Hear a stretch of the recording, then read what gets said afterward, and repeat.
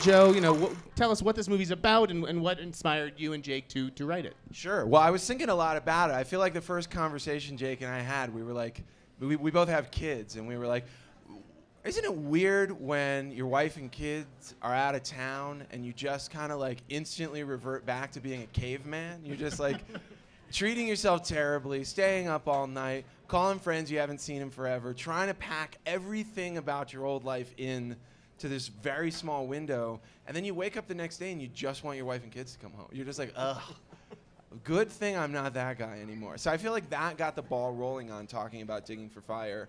And then Jake told me this amazing story, and I was like, well, there we go. That's the, you want to tell this true story? Sure. So my wife and I had moved to a place called Atwater Village in Los Angeles, and we had rented a house, and there was a big backyard.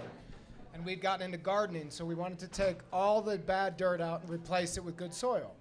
So I had some friends come over, and we started getting weird with it and going pretty far into the ground, and 2 feet went to about 3.5 feet. And then I found a rusted gun.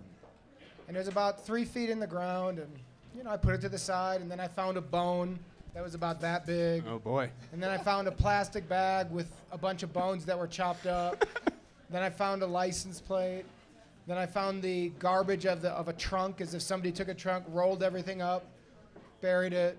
Then I called the LAPD. Okay, I was going to ask, yeah. And the LAPD said, which is exactly in our movie, it's not our job to dig out somebody else's garbage. So if you find a body, then call us. So then I kept digging, and I found a carpet buried vertically about 5 feet in the ground. Oh, my God. So a couple friends, Jeff Baina, who's in the movie, being one of them, Steve Berg, another one who's in the movie, came by, and we dug, and we dug, and we tried to find the body. So I told Joe about it, and that's kind of the engine in our movie. Now, why did the two of you and your fellow producer, Alicia Vancouvering, decide to sell the film yourselves rather than go through a sales agent? 'Cause from what I've heard, it's a pretty interesting reason why. Well, it's something that I've done a lot of, actually. And for me, it's about having ownership of every aspect of the filmmaking process. There are a lot of reasons I'm not working in the studio system. I believe in independent filmmaking. I believe in Sundance as a launching pad for this stuff. And I also believe that producers should feel empowered to sell their own movies. I don't think it's black magic. I don't think that there's anything. Making the movie is so much harder than selling the movie. We already made the movie.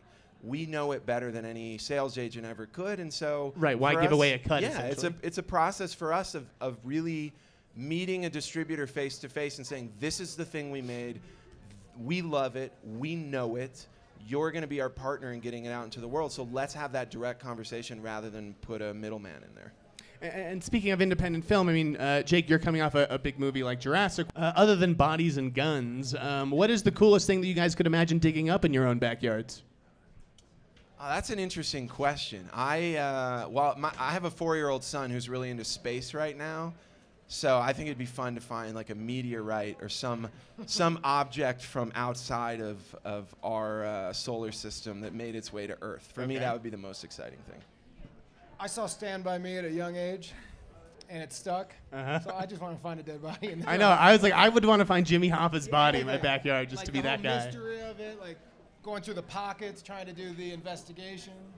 Okay. Let me see. I mean, Joe, I know you said that there's a reason you don't really work in the studio system. He just did Jurassic World. If the studios offered you a big franchise, to do an installment of one, which one would you choose?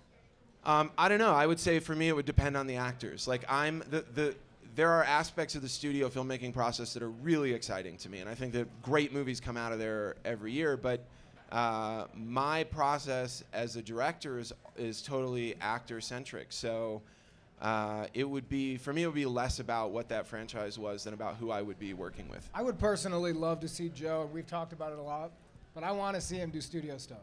Because I think Joe's, obviously I love working with him. He knows it. We did Drinking Buddies and then basically said, let's just find something else and more. And the writing and producing were more just to kind of talk. And even going to like the selling of the movie, the way Joe wants to do it. I just find it really interesting.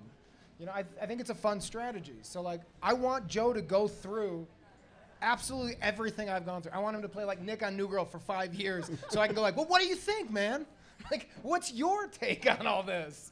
So like I want him to go through the studio world and then like talk about it and then make an indie And I want him to do a franchise and then like have a bunch of beers and talk about it and then like see his reaction to all of it. Because they're so different.